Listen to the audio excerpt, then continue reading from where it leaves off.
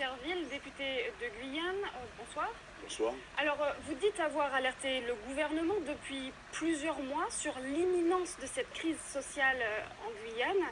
Qu'est-ce que vous pensez de la réponse de la ministre? Alors tout d'abord, je voudrais faire remarquer le reportage de Colombier que Ouais, la parce que Guyane mon est au gars, bord de t'as fait l'asphyxie. refaire ça. Nous vivons une crise profonde et je considère que seules des solutions radicales pourraient nous permettre de sortir.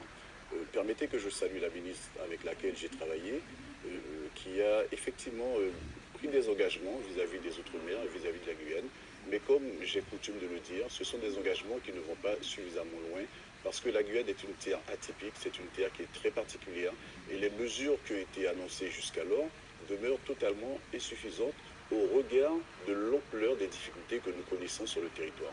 Et c'est en ce sens que nous disons qu'il ne faut pas prendre à la légère les demandes qui ont été formulées par la base, qu'une délégation interministérielle puisse se déplacer sur le territoire de la Guyane. C'est justement ce message que vous portez, vous également, comme les collectifs sur place en Guyane. Vous dites cette réunion mardi, ce n'est pas la bonne solution.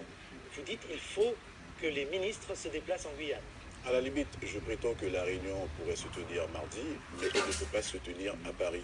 Vous savez que ça fait des décennies, pour ne pas dire des siècles, que la Guyane souffre de cette espèce d'éloignement, de cette espèce d'incompréhension de la part de la nation, de la part de la République. Il est vrai qu'on a pu avancer sur un certain nombre d'éléments. La ministre a évoqué le pacte d'avenir. Moi,